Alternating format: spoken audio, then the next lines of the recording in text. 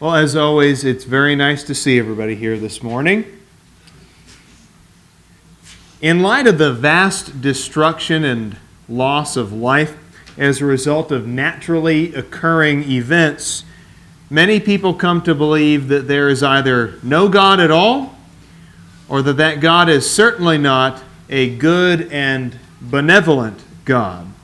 For example, atheist and author Brian Marston once said in a book called The Problem of Natural Evil, although an omniscient, omnipotent, perfectly good God could be justified in allowing moral evil, and I think that's a concession that a lot of atheists probably are not willing to make, such a God is never justified in creating a world in which natural evil occurs. After all, what kind of a good God would allow such atrocities to take place?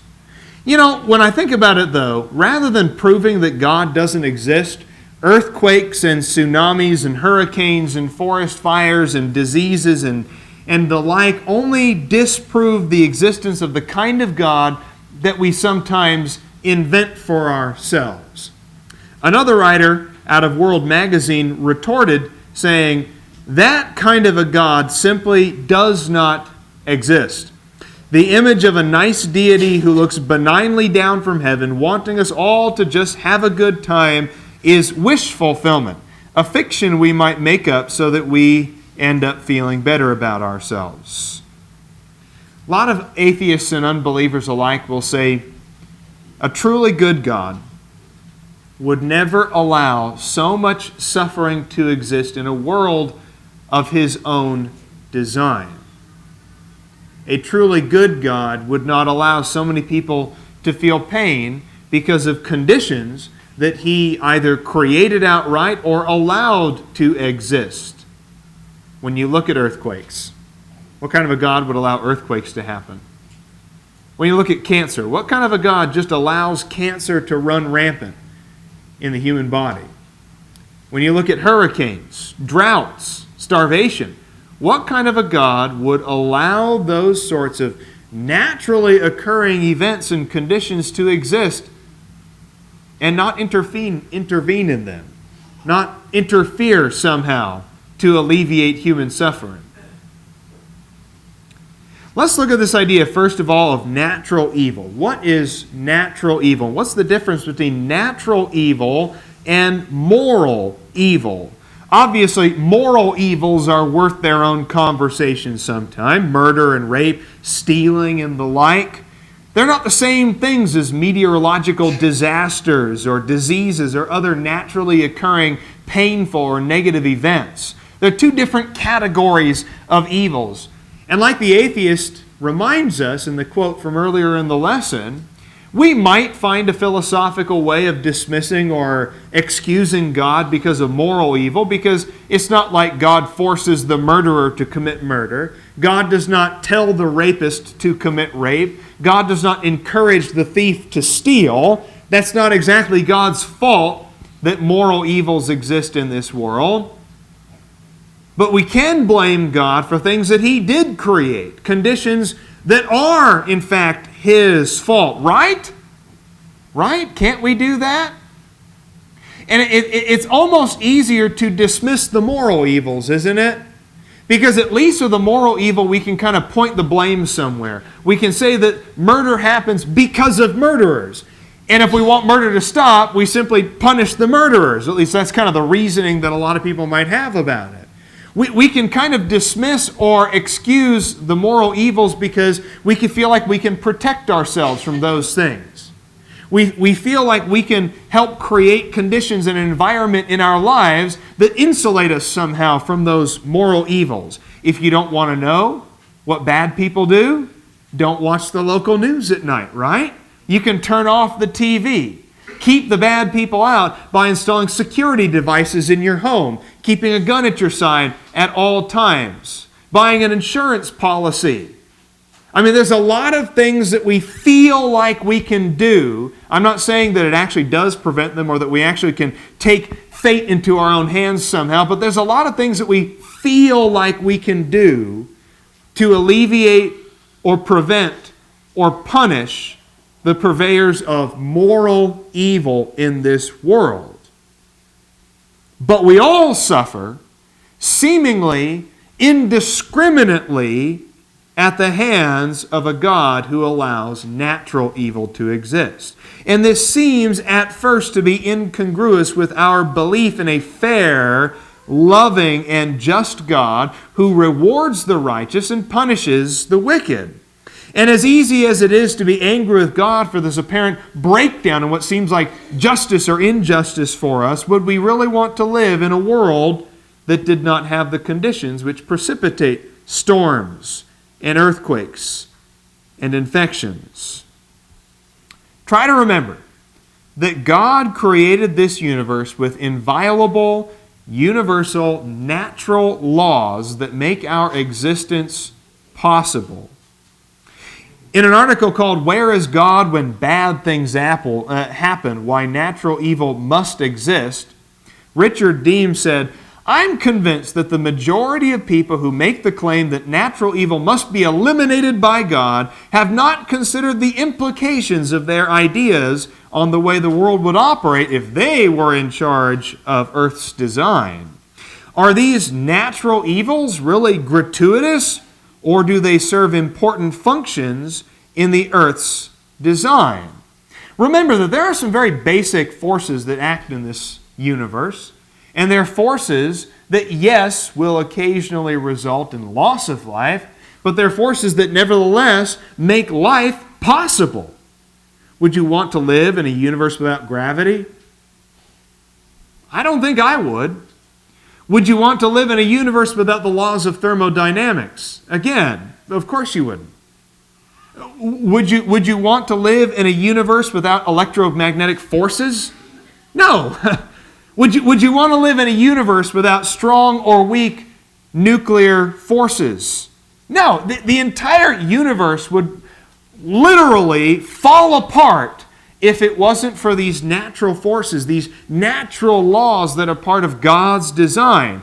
But the same forces that exist that make our lives possible also occasionally result in instability in our lives. And that's the part that we have such a problem with. Of course, God also imposed some non-natural conditions on His creation that we have to consider. The universe He created had to allow for the existence of sentient creatures who were made in His emotional and spiritual image. Psalm 8, look at Psalm 8, verses 3 through 9. That we are created in His image, that we are His. Notice Psalm 8, 3 through 9. When I consider thy heavens, the work of thy fingers, the moon and the stars which thou hast ordained, what is man that thou dost take thought of him, and the son of man that thou dost care for him? Yet thou hast made him a little lower than God, and dost crown him with glory and majesty. Thou dost make him to rule over the works of thy hands. Thou hast put all things under his feet. So that's one condition that's not necessarily a natural law that God imposed on this universe. Our superiority over the created things. That we rule the things of this earth. Another condition, these sentient creatures also have to have the freedom to make moral choices and then also live with the consequences. Deuteronomy 30, verse 19. Notice the way God puts it in Deuteronomy 30 and verse 19, speaking of the blessing and the curse and the choice that comes along with that. I call heaven and earth to witness against you today that I have set before you life and death, the blessing and the curse. So choose life in order that you may live, you and your descendants, by loving the Lord your God, by obeying His voice, and by holding fast to Him. For this is your life in the length of your days, that you may live in the land which the Lord swore to your fathers, to Abraham, Isaac, and Jacob, to give to them. And I love it how, it's really interesting how He says, I call heaven and earth to witness against you today. Heaven and earth. Heaven and earth are a witness.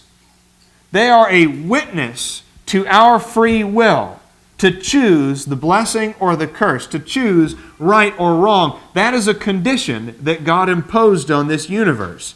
And nothing in this universe is allowed to prevent us from making a free moral choice. There is not a natural law that exists in this universe, not a natural force that can alter our free will. That's a rule that God has set for this universe. It is God's sincere hope and desire that these sentient beings use their free will to have a relationship with Him that leads to spiritual and eternal salvation. What does it say in 2 Peter 3, verse 9? Does God want us to be saved? He surely does want us to be saved. God is patient toward you, not wishing for any to perish. He wants us to repent and come to Him and be a part of His spiritual family. But this also means that God did not create the universe for the sole purpose of bringing us physical or carnal enjoyment. God's main purpose in creating this universe was not to give us everything that we want physically. And I think a lot of people forget about that. In the midst of a planet that is often in havoc, in the midst of a life that is often harmed by natural physical occurrences, in the midst of a life that is often cut short by disease, God's main purpose is not our physical satisfaction. We think it is. And then we blame God when we don't have physical satisfaction. Why would God allow people to starve to death? Why would God allow people to die of this horrible disease? Why would God sit and watch an earthquake destroy a civilization? Why does He seem to sit back idly, uninvolved, seemingly uninterested in the pain and suffering that exists in this world? Because God's main purpose in creating this universe was not to give us all the pleasure that we could ask for. That was not His main purpose in creating this universe. That's interesting, isn't it? We think about the Garden of Eden. We're about to start studying Genesis again in our Bible classes here in a few weeks, and I think we have this assumption that the Garden of Eden was something like heaven. We have this assumption that when God created Adam and Eve and put them in the garden, that it was this perfect and idyllic existence where there was no physical pain, where there must have been no death whatsoever in any form. And I don't think that's an entirely accurate view. Did God create Adam and Eve to live in the Garden of Eden for all eternity? Or was heaven still in mind as God's eventual goal for Adam and Eve? We don't always think about that, do we? We think the Garden of Eden must have been heaven to Adam and Eve, but it wasn't. The Garden of Eden wasn't heaven. God did not create this world even before the fall in Genesis 3. He did not create this world to be a perfect place, at least how we might define perfection, where we were totally and 100% satisfied 24 hours a day. Notice that in Genesis 2, verse 15, that Adam still had work to do. He still had to work for his food. Now, he might not have had to work as hard for his food in Genesis 2 as he did in Genesis 3 after the fall, but he still had to work for his food. He was put into the garden in Genesis 2 to cultivate it and to keep it. If Adam wanted to eat, he had to put some effort into it. He was not allowed to just sit on a rock and food would just fall into his mouth. He had to go pick the food. He had to grow the food. He had to do something to collect the food, to cultivate it, to keep it. Adam had to work in the Garden of Eden for the things that he wanted. It was not a life where everything just fell into his mouth with no effort whatsoever. Adam and Eve still felt hunger, or else why would God tell them to eat from any tree? If they didn't feel physical hunger, why would they have felt the urge to eat? Things must have died. Otherwise, there were some very, very long-lived mosquitoes and flies and gnats and bacteria and germs. Things still died before the fall. Things still died. If Adam swatted at a mosquito, it would die. Death existed before the fall. This was not a perfect planet, not perfect the way that heaven will be. As beautiful as that place must have been, the Garden of Eden was not heaven. So what would happen if God eliminated all of the natural evils that atheists point to as evidence of His non-existence, or at least of His unfairness within the context of this existence?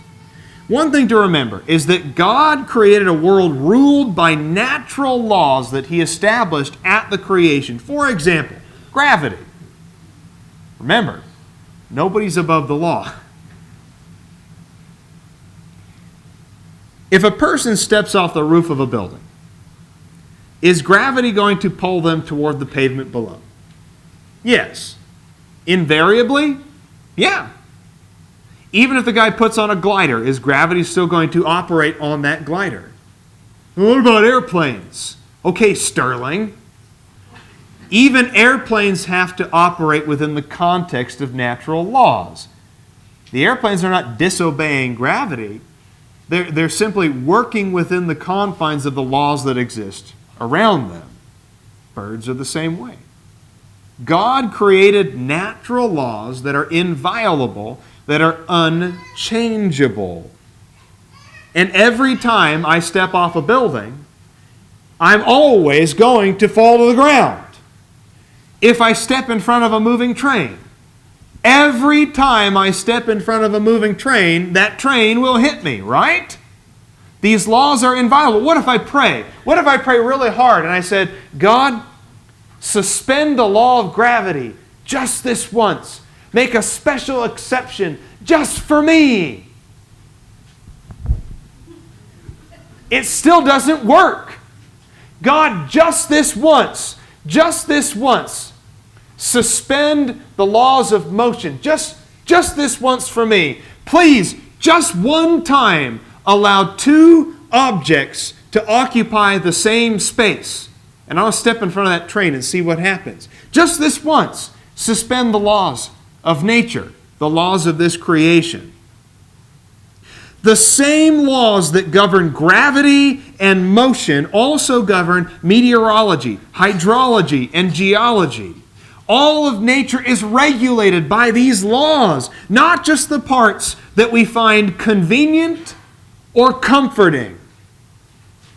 So by eliminating the conditions that result in situations that we deem as natural evils or painful or negative, God would also be eliminating the conditions that result in situations we find pleasant or beneficial. I'll tell you what, most of the time, I'm really thankful for gravity. Most of the time, I really like gravity. 99.9% of the time, I appreciate gravity very much. There is that occasional opportunity for me to fall on the ground and hit my face. But most of the time, do I appreciate gravity?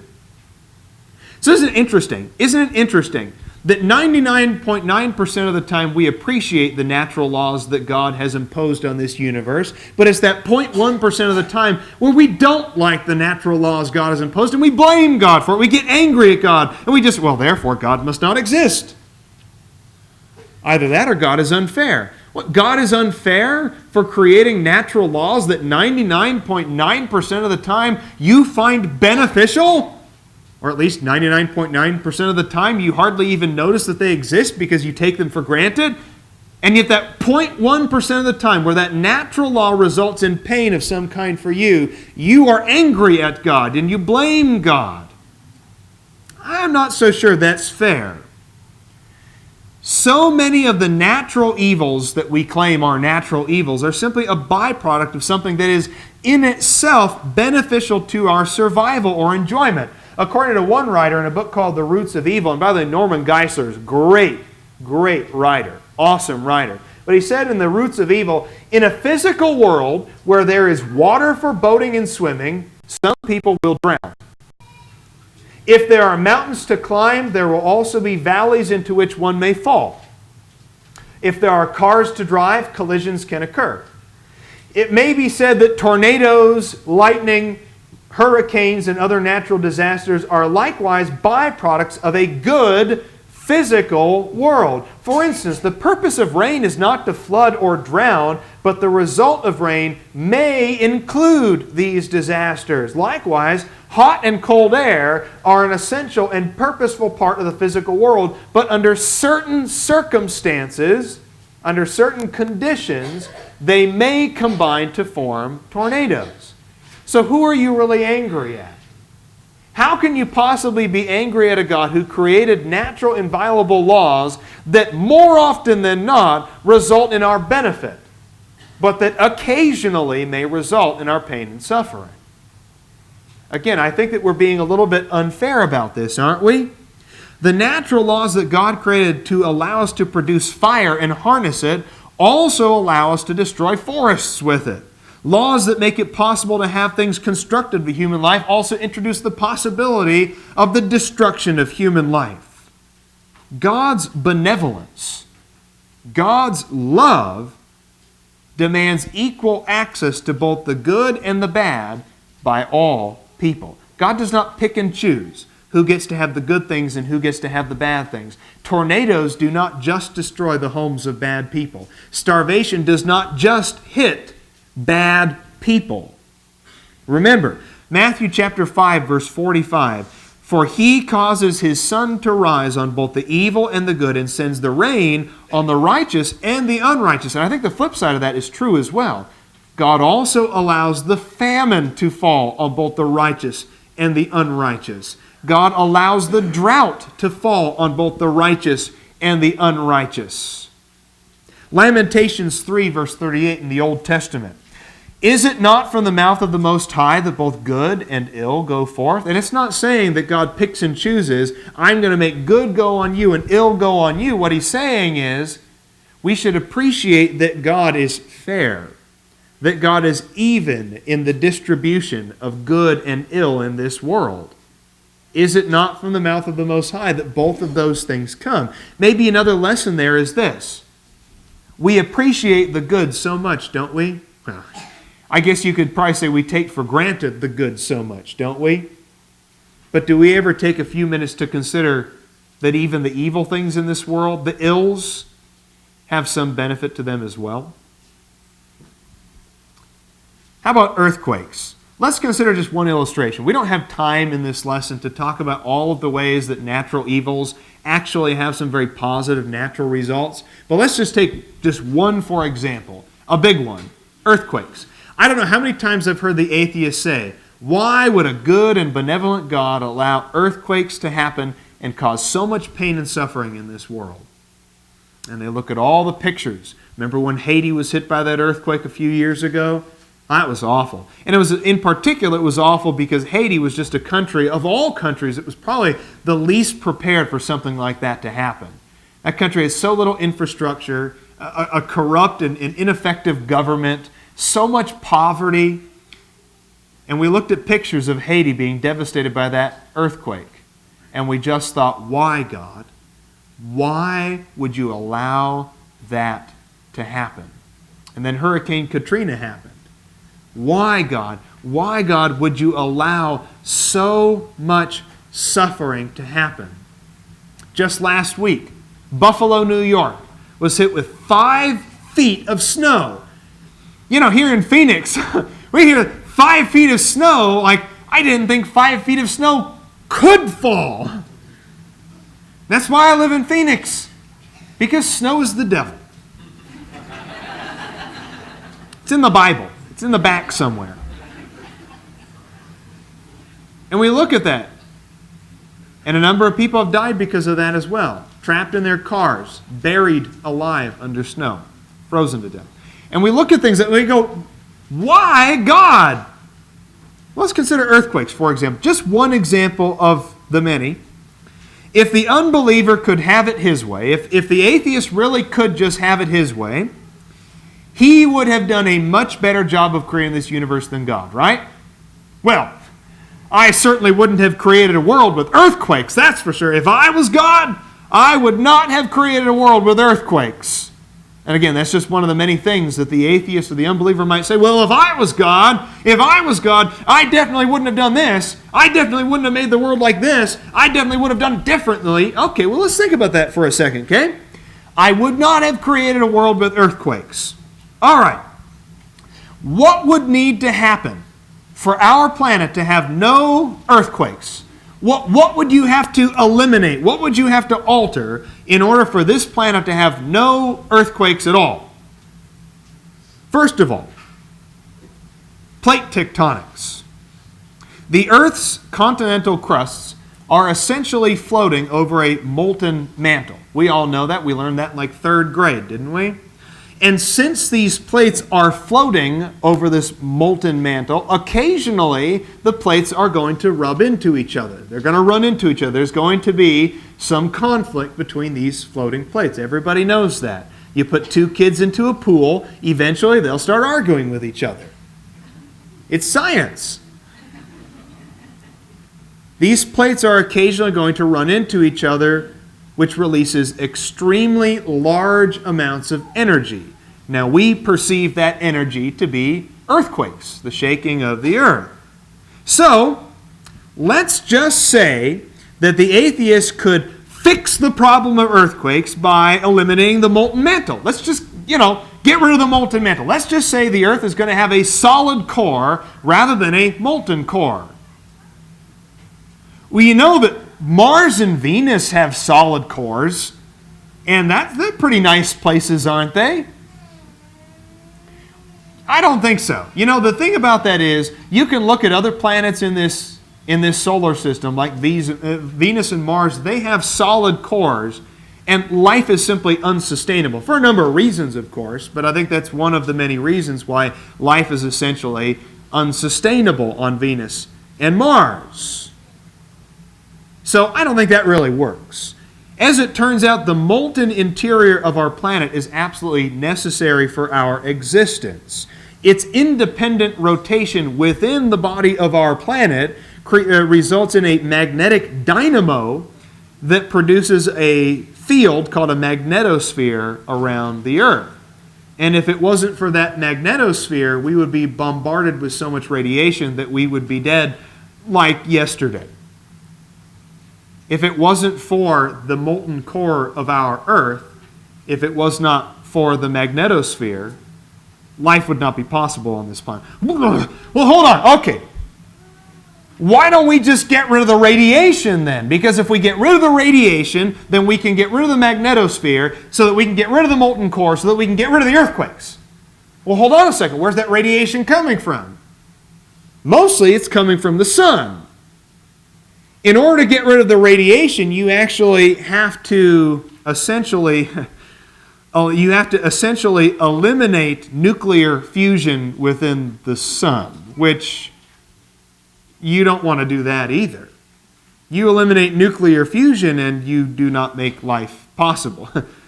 What's interesting is, in this whole step-by-step process where the atheist will say, well, I would have done it differently, you ask him, like, well, what would you have done differently? Tell me, what would you have done differently? And every step in the process is necessary for life to exist on this planet. Life would not be possible without any of those components along the way. So again, yes, occasionally we get earthquakes on this planet. But you would not want to live on a planet that was bombarded with radiation because it did not have a magnetosphere, because it did not have a molten core, in order to get rid of those earthquakes. And again, this is just one of the many things. You could say the same thing about floods that bring a number of minerals to the land that make it more fertile. You could say the same thing about lightning. Why would God allow lightning to exist? Well, here's an interesting thing. I did not know this about lightning. I always thought lightning was just like showing off by God. It's joking, of course. But, I studied up on this and I realized lightning actually has a really interesting natural benefit to life on this planet.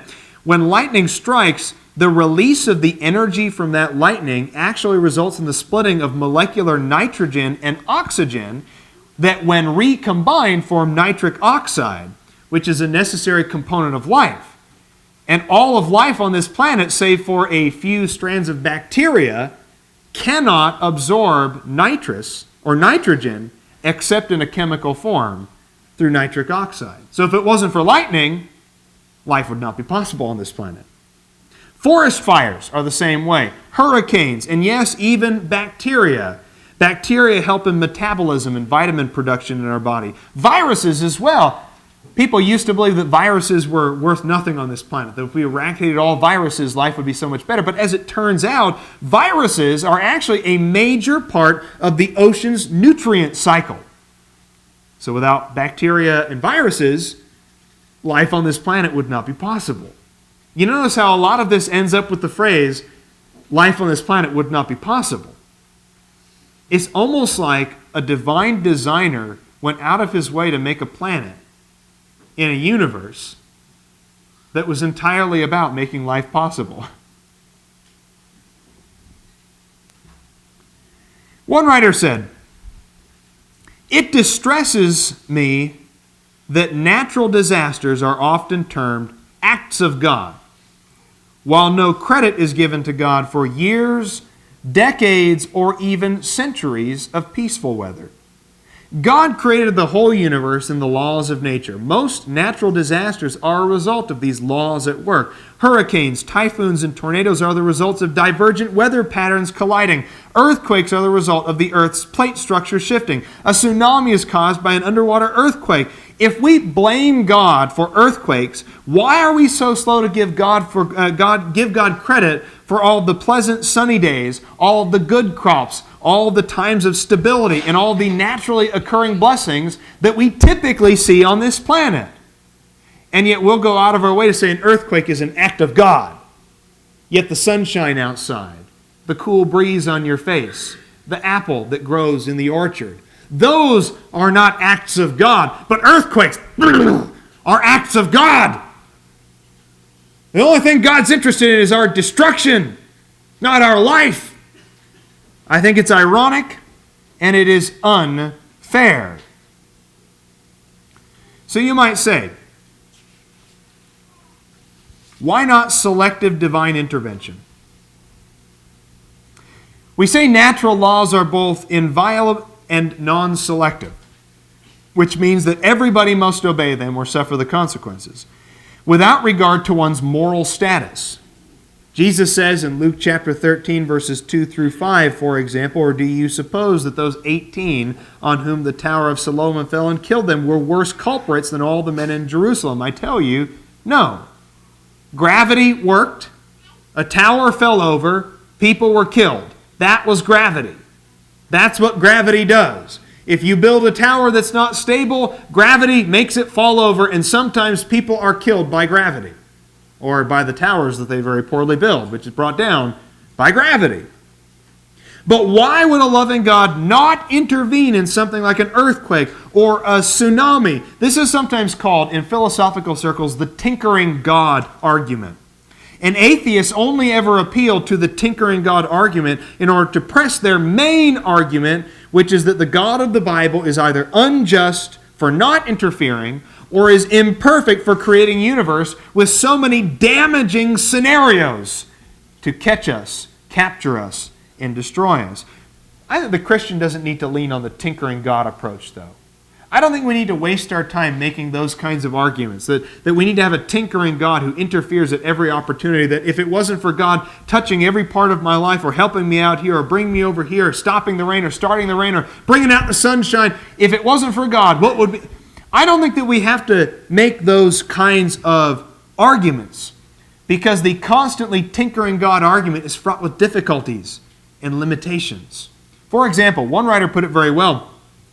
In the International Philosophical Quarterly, one writer said, in a world which operates according to divine miraculous intervention, where God would interfere and help us every time there was an earthquake, or God would help us every time there was a famine, in that kind of a world, there would be no necessary relation between phenomena, and in particular between cause and effect. In some instances, one event would follow from a certain set of conditions, another time a different event, and so on, such that ultimately an uncountable variety of events would follow a given set of conditions. There would be no regularity of consequences, no natural production of effects. Hence, we could not know or even suppose what course of action to take to accomplish a certain rationally conceived goal. Thus, we could neither propose action nor act ourselves. And what he's saying is this. If there was an earthquake, and sometimes God intervened to help good people involved in that earthquake, and sometimes there was an earthquake and God did not choose to intervene because there might not have been any good people involved in that, we would never know how to respond to an earthquake, because sometimes God would bail us out and other times He wouldn't bail us out. Let's say sometimes God holds back a flood to give people 6 hours to get out of their homes and get to safety. But other times, God didn't hold back a flood, and the flood came and ravaged that community. We would never know how to respond to a flood because we'd be sitting there. FEMA would be waiting like, okay, are we needed this time, or does God have this one covered? Natural disaster response teams would be waiting around like, hold on, okay, does God want us to take care of this one, or is He going to take care of this one? What would the Red Cross be doing all the time? They'd be waiting around like, hold on, does God have this one, or wait a minute, is it our turn to take a natural disaster here? Not only that, but we would have no idea how to improve ourselves, our lives, our lifestyles, our buildings, our communities, because we would never know, is God going to save my house from a flood or a tornado? Do I need to make a better house, a stronger house, a sturdier house? Diseases are the same way.